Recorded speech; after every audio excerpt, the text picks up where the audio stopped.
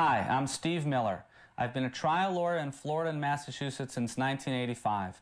If you and your spouse hate each other like poison and want to get out of the hellhole you call a marriage, you've come to the right place. Look, you can waste your money screwing around with some paper pusher paralegal type, give thousands of dollars to some piece of crap three-piece suit downtown, blow your brains out trying to figure out why you wasted $25 on the crappy forms you bought from the illiterate boob at the courthouse, or do what I say and do it now. We know what we're doing here. Look at this website, a work of art. Here's the story. Pay us a little and we get you a lot. Don't worry about the details. We'll take care of business and let you know when to crack open the champagne. Okay, time to move on.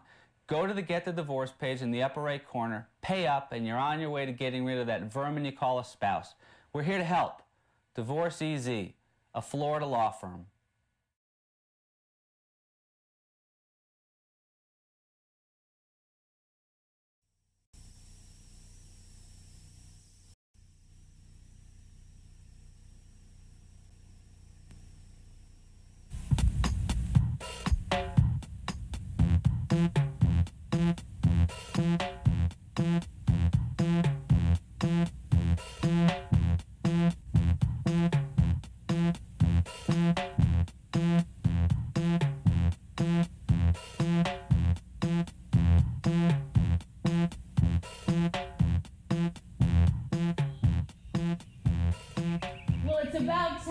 Got up.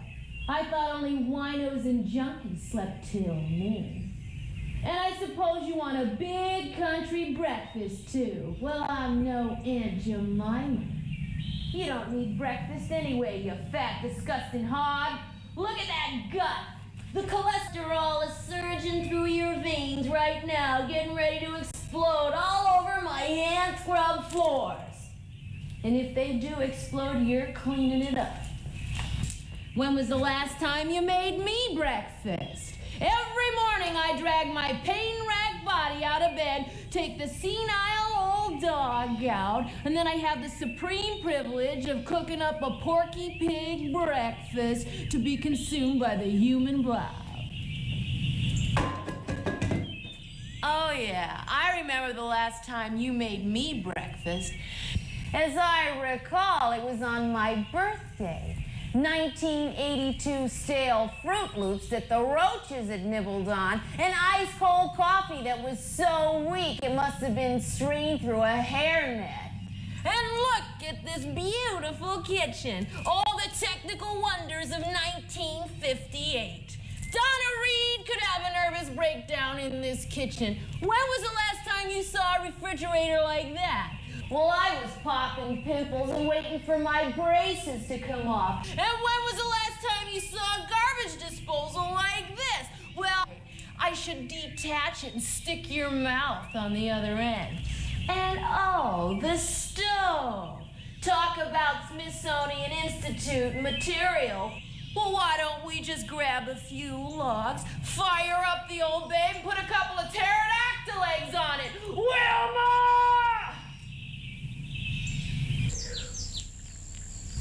Is that your breath? How many times have I told you to brush your teeth? My eyes are watering from the stench.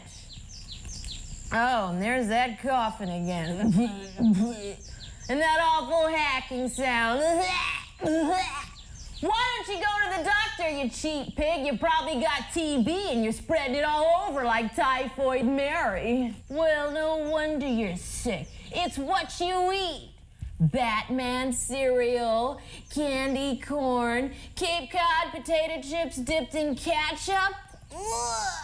Ever hear of vitamins? Whoa, whoa, 1991, hello! You know, when I go to the grocery store, people say, hey, you must have some happy little children, judging from all the Euros and the ho-hos and the cheese doodles that you buy. And I say, no. They're for a 35-year-old who thinks he's 5. When are you going to grow up? certainly not when your stupid jock friends come over and watch baseball on our television because they're too cheap mooching off us to get their own. And even if they had the sensibility to buy their own, they couldn't even turn it on. So instead, I get to play French maid, serving Schlitz and ding-dongs to a bunch of overweight loser jocks reminiscing about their high school glory days. Well, let me tell you, pal, those days are over. The only thing you can tackle now is a deep pan pizza. Yay, rah! You know, if you spent as much time looking for a job as you did on sports statistics, well, you'd be a millionaire now, wouldn't you?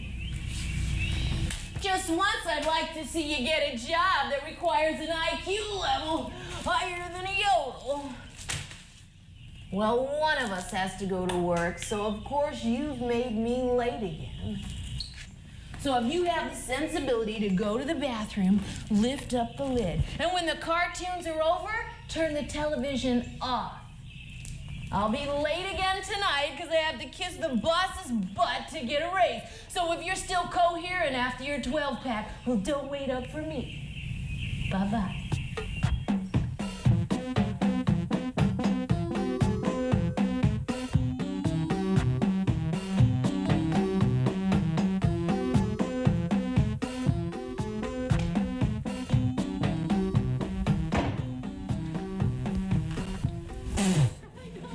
Who made this slop?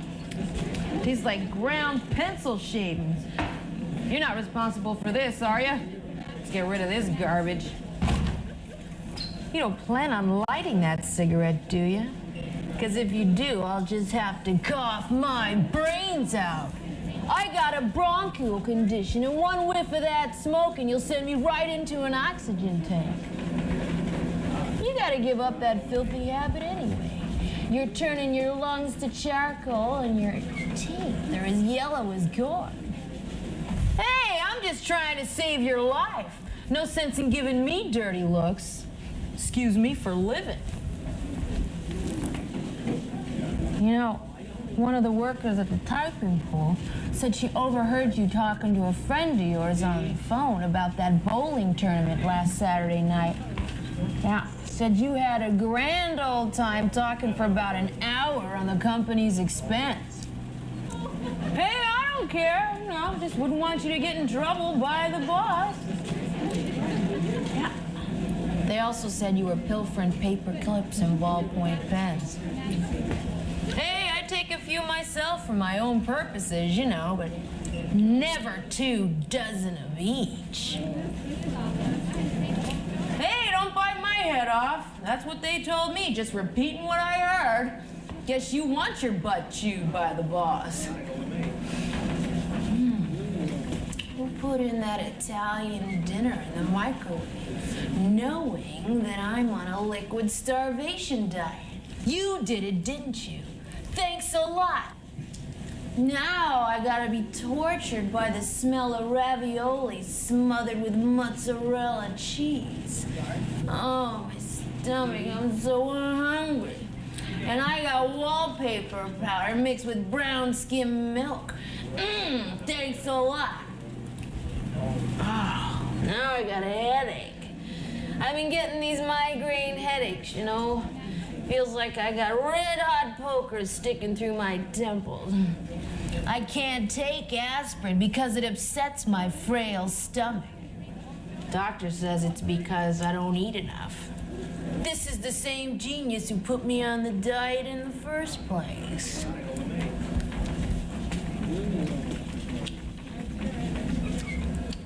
I think it's a brain tumor. I got a lump right here in the back of my head. I don't really feel it. I got a lump right here on the back. What do you think, I'm crazy or something? All right, don't feel the back of my head. You're so smart. Yeah, I heard the boss gave you a word-perfect computer, and I'm pounding my fingers to the bone on this Remington typewriter.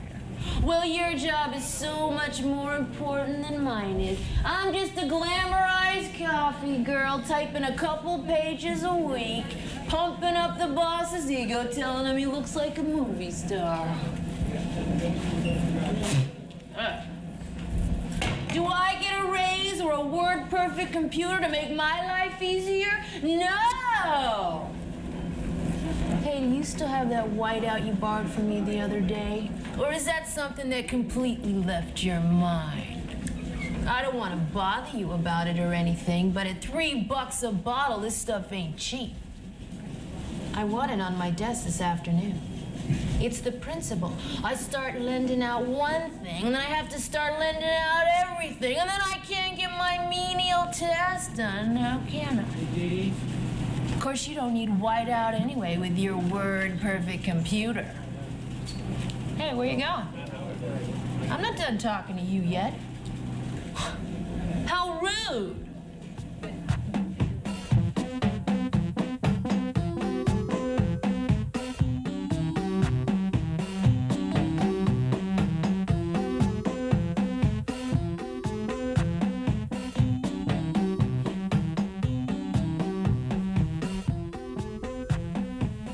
I can't believe it.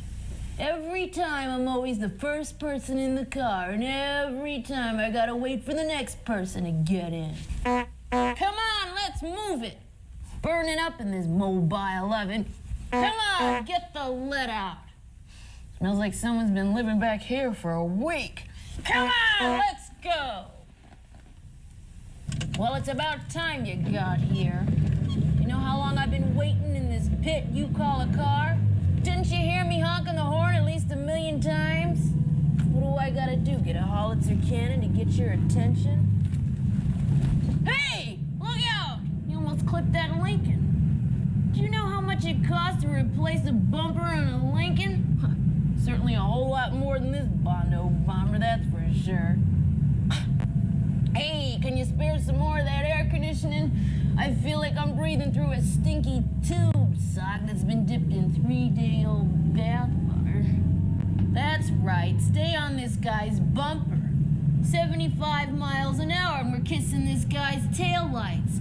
All he's gotta do is apply 1 pound of pressure on the brakes and wham, I'm neatly compacted in the back trunk. Just like a garbage disposal, just open it up and let me out on the curb. Ah! Spring's trying to have its way with me here.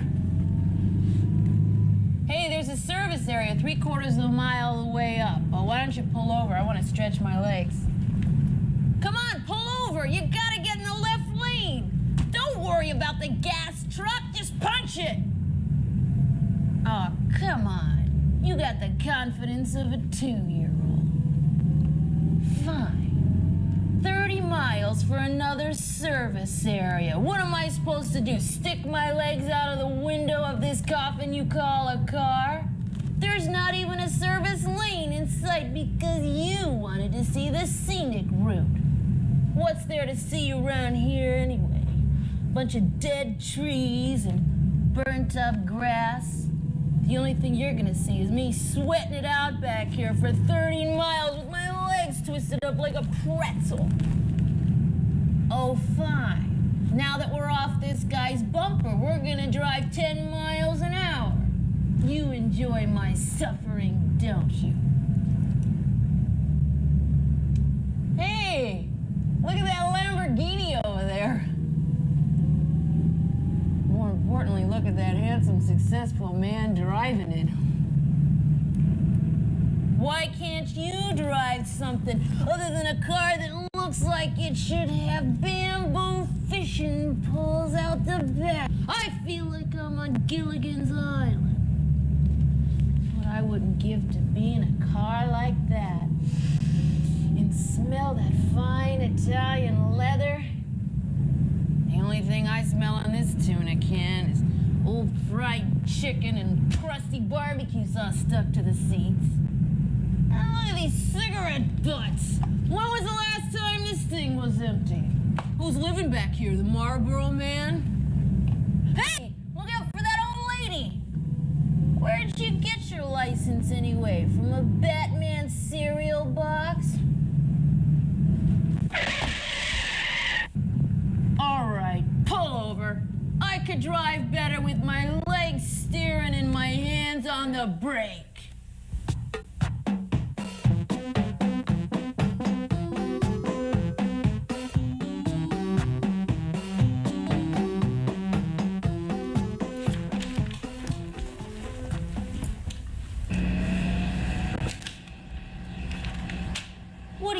doing here a half an hour early? I told you an hour and a half, not a half an hour, you idiot. Now you're gonna wait around here with ants in your pants until I'm ready. Well, you can just take a powder and chill out. What happened? Did visiting hours end early today, or did they just let you out early for recess? I can't believe the friends you hang out with. They're the dregs of society, for crying out loud. Every night I come home to one of your Neanderthal friends in the refrigerator eating everything in sight. And do any of them offer to pay for any of this food they're eating? No. So it's smorgasbord time at my expense. And do any of them offer to wash the dishes or vacuum up the crumbs on the rug after this feeding frenzy?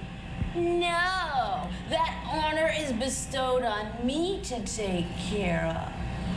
Then there's your grimy mechanic friend driving up on his Indy 500 dragster, breaking every window and eardrum in sight in a 5-mile radius. Why do you always invite him and his toothless girlfriend who's got as much grease underneath her fingernails as he does?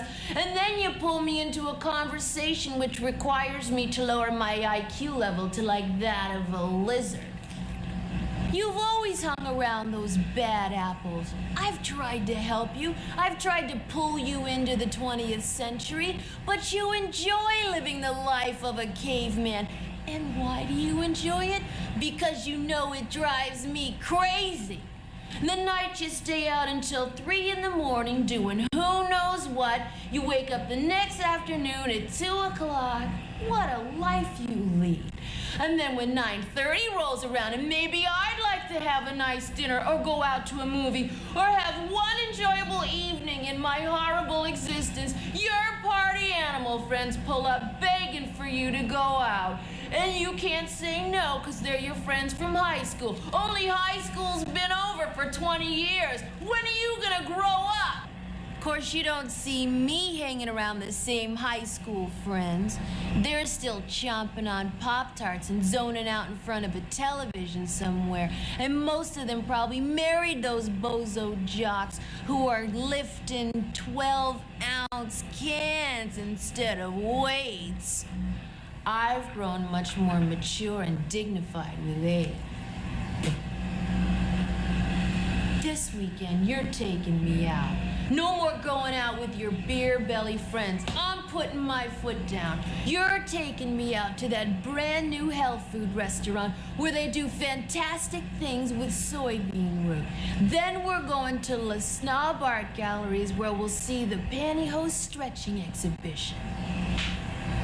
Don't show me that scrunched up face. If you gave me an ounce of attention, this wouldn't be happening. So why don't you make yourself useful and go and get the car? I'll be finished by the time you come back. Go on!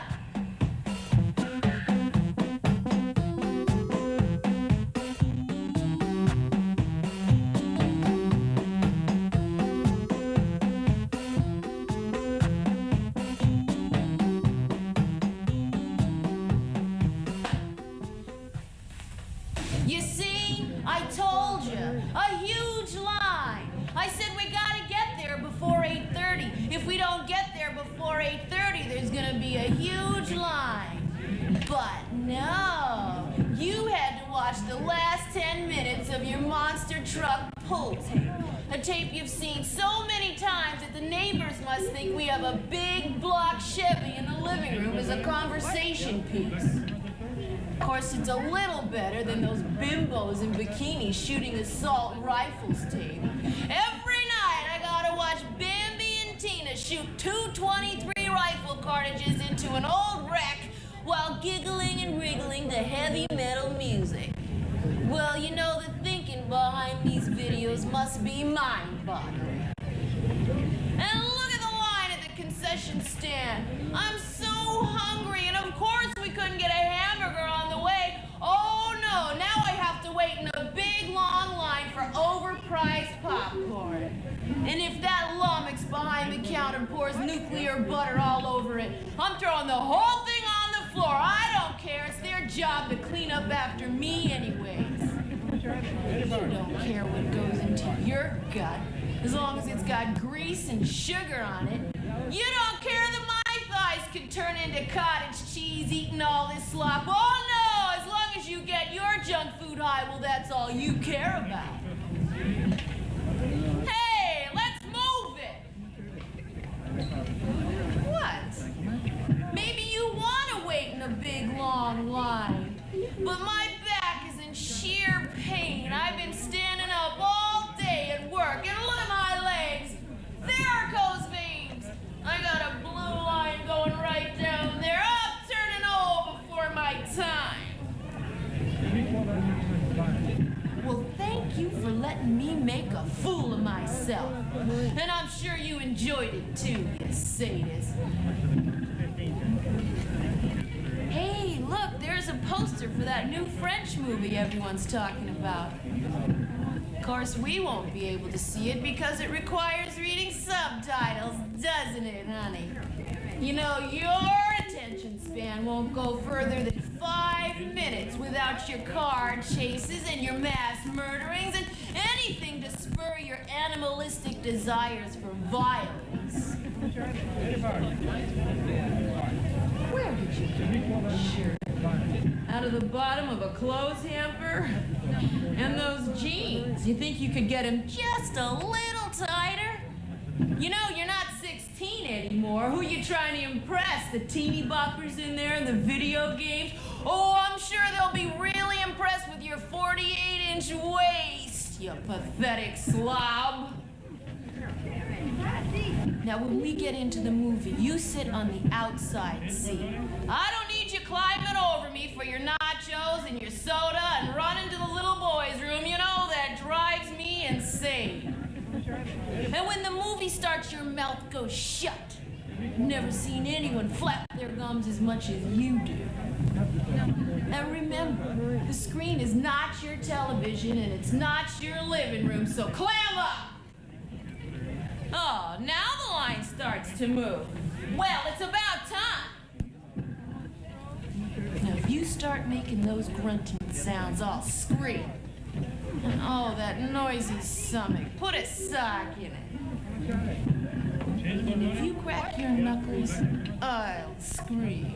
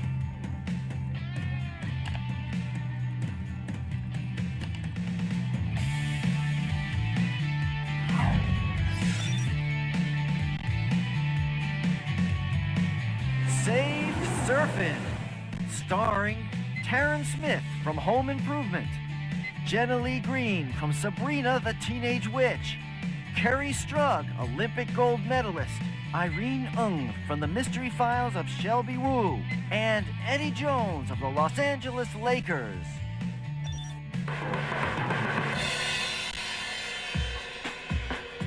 Hi, I'm Taryn Smith from Home Improvement. Why did you paint your nails black? Why'd you paint yours pink? If you guys are like me, you like surfing the internet to see what's up. You can check out your favorite music, tool websites, even do your homework.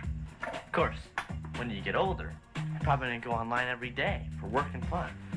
So why not learn the best way to cruise the internet? Did you know that you gotta be careful what you do and where you go out there in cyberspace? Well, a bunch of my friends rounded up some tips to show you how to stay on your board and surf safely. Now, here's a tip from me. Say you go to a music website. I like to get song lyrics, download music videos. I even trade guitar tips with my friends.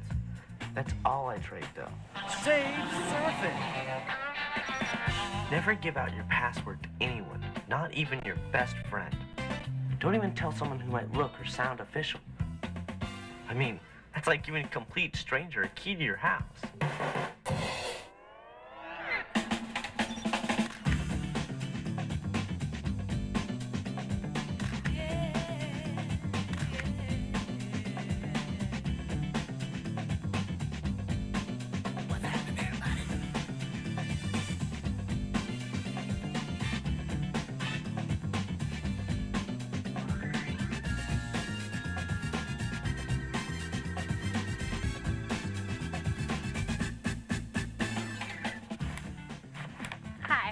Jenna Lee Green. Okay, so I'm not really Libby from Sabrina the Teenage Witch. It's just a character that I play. Oh, look. It's Sabrina's band. In real life, we're totally different. Oh, well, not totally different. We both love clothes. Oh, that's a cute top. You've got mail. Betsy 6708? I have no idea who that is. Better delete it. Save surfing. You should never accept files, website addresses, or email from people that you don't know. There are a lot of nasty things traveling around on the internet that could damage your computer or even steal your password. You've got to be careful what you download. Just what I wanted. See? You've got to know where to go and what to stay clear of.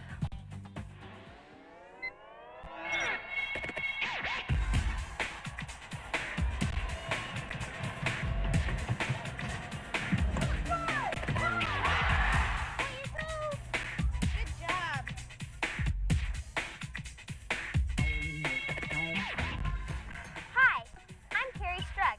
You know, I've spent a lot of years in training, but did you know that these have a power all their own? So do yours. Here's how. Just like a lot of you out there, I like logging on to chat rooms to see what people are talking about. I especially love gymnastics sites. But sometimes I read things out there that I don't like. Save surfing. If someone says something online that makes you feel unsafe or funny, don't flip out. Take charge. Leave the chat room or log off altogether. Whatever you do, don't respond. And another thing, always tell a parent, teacher, or other nearby adult about any threatening or bad language you see online. If something makes you uncomfortable, just remember that you're in charge.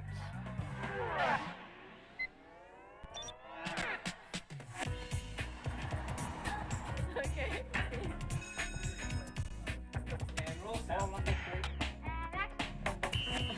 What are you doing? Meditating. And cut. Okay, that's cool. Hi, I'm Irene Ung from the Mystery Files of Shelby Woo. That's it. You know, Shelby's not the only one who likes digging around for facts and information. In real life, I go online all the time to explore ideas about my other love, the field of medicine.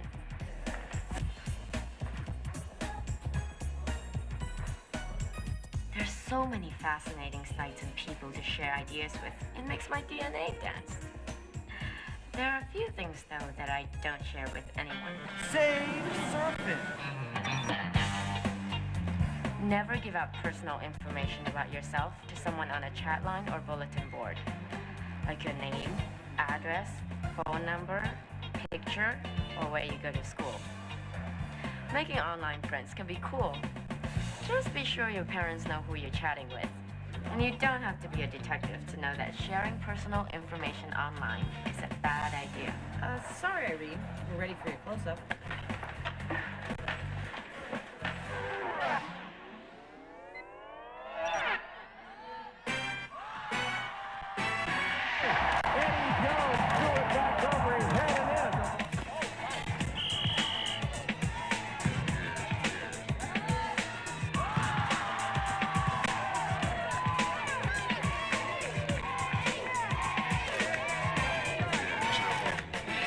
Hey, I'm Eddie Jones of the Los Angeles Lakers.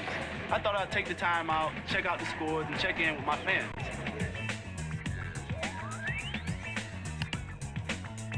I met some good friends online, but there are all kinds of people out there. And remember, you have to be your own defensive guard. Save surfing. Never say you meet someone in person without first asking your parent, teacher, or some other responsible adult. There's millions of people out there in cyberspace. You can't be really sure of who you're chatting with. Keep your guard up and you'll always come out on top.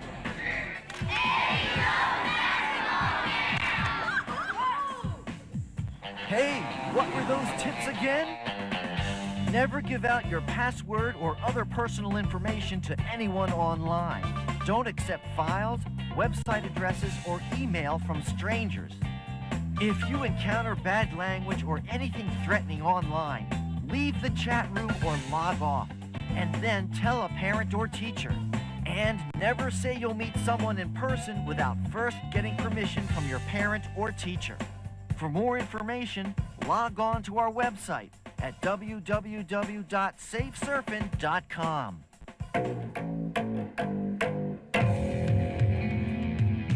Hey, it's me, Taryn again. That was some pretty good advice, huh? I mean, most people out there in cyberspace are just like you and me, but you should still surf safely. Hope you keep it in mind next time you go online. See you in cyberspace.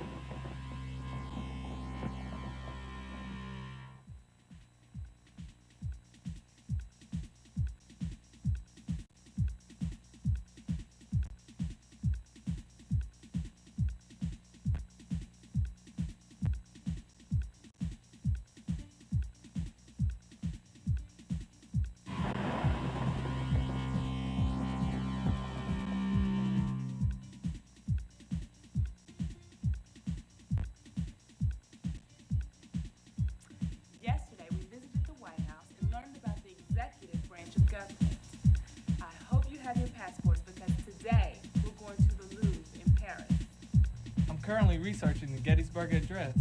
There's so much information on here, it is incredible. And guess what? On my breaks, I found a lot of information on rock climbing. Now check this out. Well, on the internet, I track the financial markets, mutual funds, treasury bills, and dividends, and all the ups and downs on the New York Stock Exchange. Finally, I got great seats to the ball game. I could check out the view of the stadium from my seat right on my computer. Just an hour ago, I found out about a breakthrough in heart disease. It's our first child. You wouldn't believe all the information we found on childbirth. Now that we've merged with a company out west, we communicate electronically.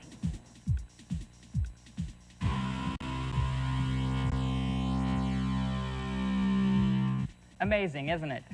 They're taking a field trip to Paris, buying tickets for ball games, conducting scientific research, and a million other things. Where? How? They're cruising the internet.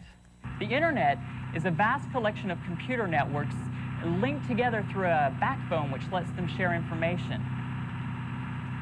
That old classic reminds me of the first computer network built in 1957. The engineers managed to send about 15 words in a second. Today on the internet, thousands of words are sent every second of every hour of every day of the year.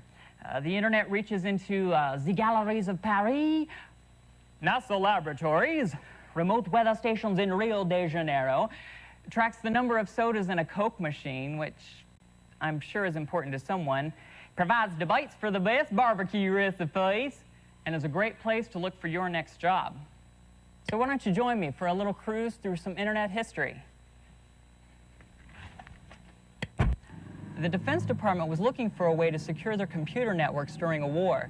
If one system was bombed, they wanted to be able to connect to another, and if that one was bombed, to yet another. This network was called ARPANET, and thus the internet was born. The idea was immensely successful, and by the early 1970s, non-military organizations were given internet access. Scientists, educators, and students quickly took advantage of the network and the information that could be shared. In 1979, the first online service was offered by CompuServe. Today, CompuServe remains one of the leading online services. Its success is the result of effective use of internet technology. In 1983, the internet had grown so large that standards were needed so that all machines on the network, from personal computers to huge supercomputers, could talk to each other. The standards are called the Transmission Control Protocol Internetworking Protocol, or TCP/IP. The internet was becoming a very exciting place. The National Science Foundation had by this time developed its own large network. In 1987, the NSF network and the original ARPA network merged into a single backbone network capable of handling large volumes of internet traffic. In 1991, a group of commercial networks joined together to form the Commercial Internet Exchange, the first internet access for commercial use. This has come to be a major source of funding for the internet, selling access to businesses, schools, and people like you. The internet's a great place for research, doing homework assignments, looking for a job, and visiting places you can't afford to go. But before turning your mouse loose on cyberspace, let's look at what you need to get connected. If you're in an educational, medical, or business setting, you may already have an internet connection. If so, you have people who can help you get started, so find out. For those of you who don't, you'll need a personal computer, such as a Mac, IBM PC, or compatible, a modem, and the faster the better, software to drive the system, a phone line, no need to get an extra one, use the one you already have, and an internet provider or an online service such as Prodigy, America Online, or CompuServe. Let's clarify the difference between the internet and online services. The internet is a worldwide network of computer networks. They are linked together by a backbone which allows them to share information. Online services are nodes on that backbone. When we subscribe to an online service such as America Online, we have information at our fingertips concerning current events, weather, travel, shopping, job banks, and internet access. So online services are not the internet, but most do provide a gateway to the internet. You subscribe to online services and you pay monthly usage fees. If you're on the internet, you cannot get into an online service. It's a one-way street. But back to the connection. First, find an internet provider. Look for one that will give you access to a local telephone number. That way you won't incur any long-distance telephone charges. How do you find a provider? The easiest and quickest route is through an online service such as Prodigy or America Online. Pick up a computer magazine at your newsstand. It will list 800 numbers to call to get you started. The online service will take care of your software, computer, and modem requirements. Most online services offer a trial period to get acquainted with your product, so you may want to try before you buy. If you plan to use the internet a lot, let's say more than 10 hours a month, you do best to set up your own internet account with an internet provider. Again, be resourceful. There may be an internet provider in your region that you can access through a local number. There are national providers that access through an 800 line. Pick up an internet magazine at your newsstand or computer store, and you'll find lots of ads. Pay close attention to pricing, because it varies. Some charge a flat monthly fee, others are by the hour. Some charge an initial registration fee, others don't. Your internet provider will offer you a dial-up account. A dial-up account is exactly what it sounds like. Your computer dials a phone number to connect you to the provider. You log on with a name and a password, and you're connected. Now, depending on your needs and your budget, you could choose between a shell account, which is text-oriented, or you could get a PPP or a slip account. Now, this gives you text and full graphics capability. Now, if you can afford it, I'd go with a PPP account. It costs about the same as a monthly cable or phone bill, and I can tell you the graphics and sound and the video are a lot more fun. Now, once you found a provider, ask them about computer and modem requirements. Because usually, the faster your modem, the cheaper your online time will be, because the data transfer is faster. The phone line you'll be using is the same line as your telephone, so there's no need to get a second one installed. You can use the one you already have. The internet's continually changing what it offers, from news to sports to games to learning tools. But not all the providers offer the same tools for using the internet. So it's a good idea to ask questions before committing to an account. Now that you understand what you need to get online, computer, modem, phone line, software, and you figured out the type of access you need, whether it's shell or slip or PPP account, let's put it in a higher gear and check it out. The ultimate experience on the internet is the World Wide Web, a combination of text, graphics, sound, and video.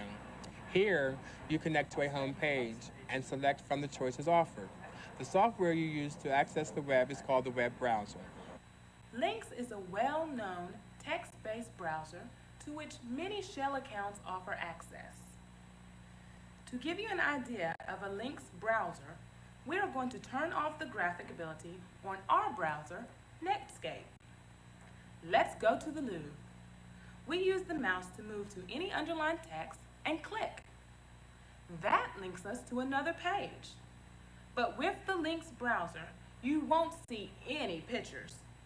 These are called hyperlinks. The graphical browser has made the World Wide Web a multimedia environment with text, graphics, sound, and video. That's why you'll also hear the term hypermedia. It's the same as hyperlink, but it links to a picture, sound, or video. Now, the downside of all this fancy stuff is that it takes time to load the graphics. If you have a high-speed connection, then it's no problem. For those with dial-up accounts, you may not want to load the images. You can bypass this by the settings in the Options or Preferences menu of your browser. It will let you choose whether to auto-load inline images or not. If you're impatient, don't load them. Okay, so how do you get to someone's home page? And what is a website?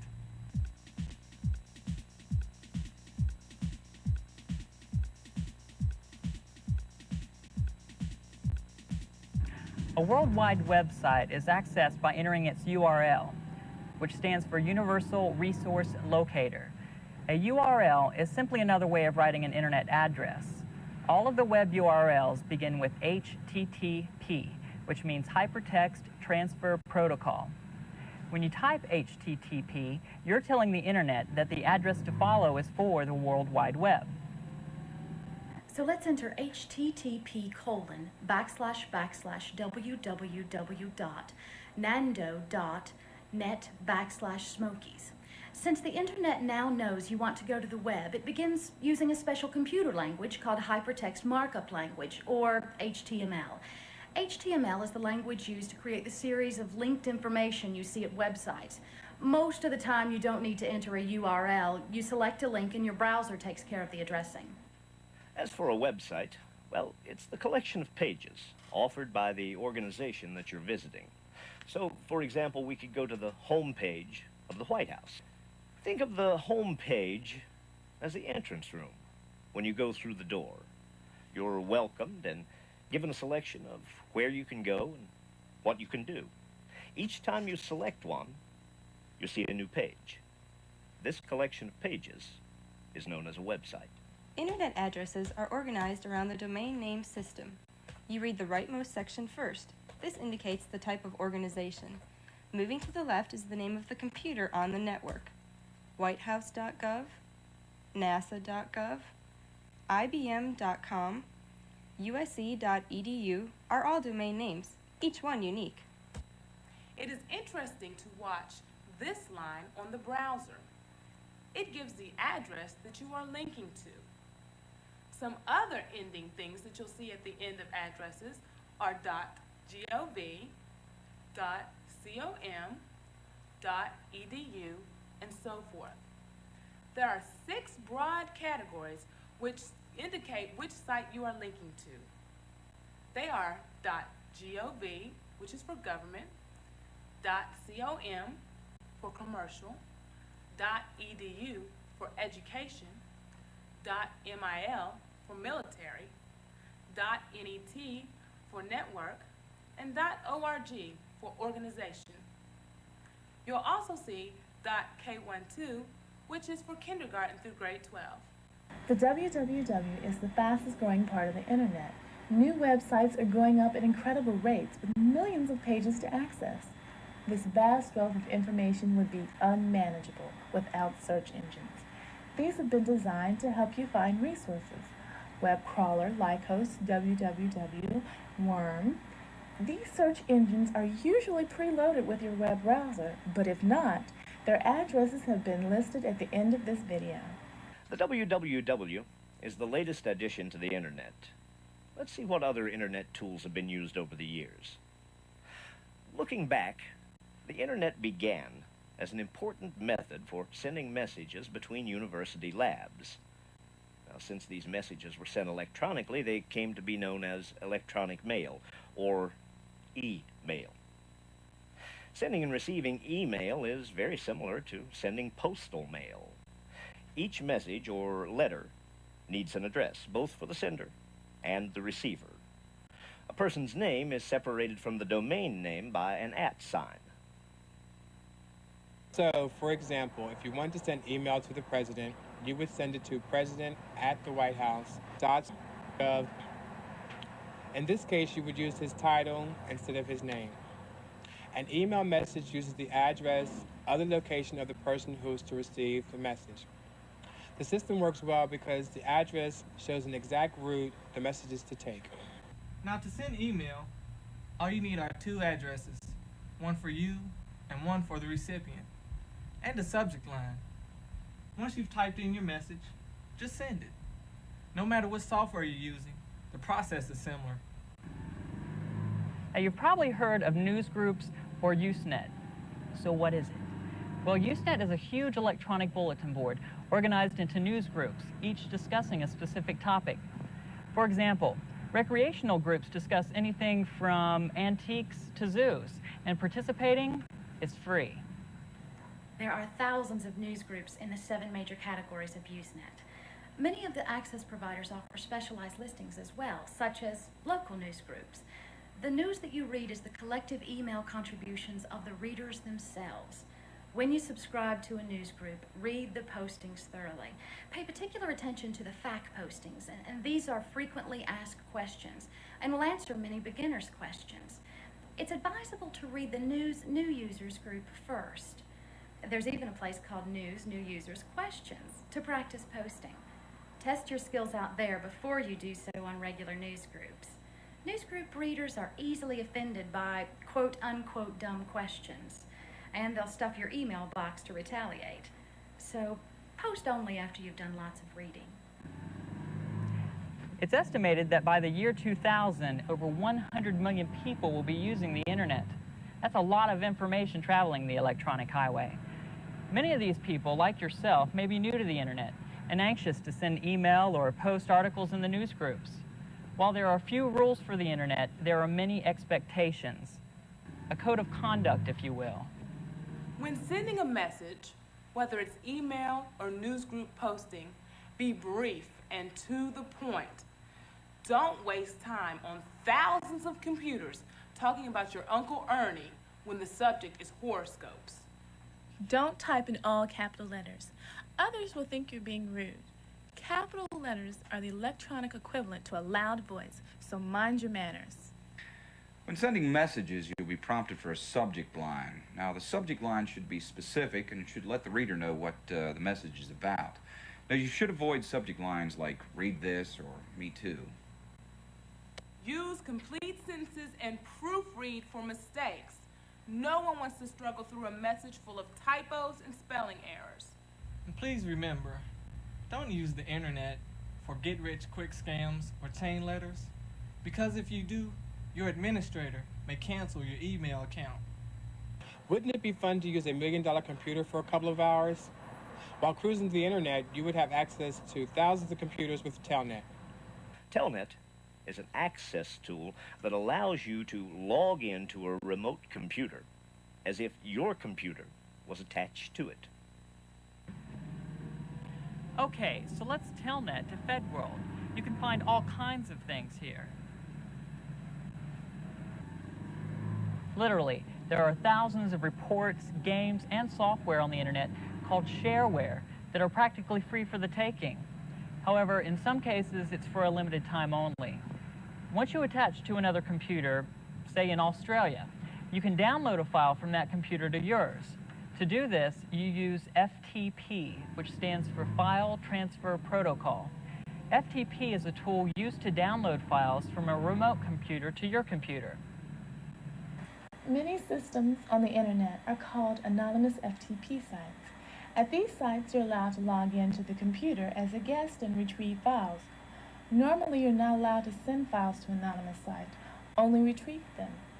To log in, enter anonymous, and then the user field and your email address as the password. Now this will take you to the FTP site, and now you can select the file you want to receive, like this one.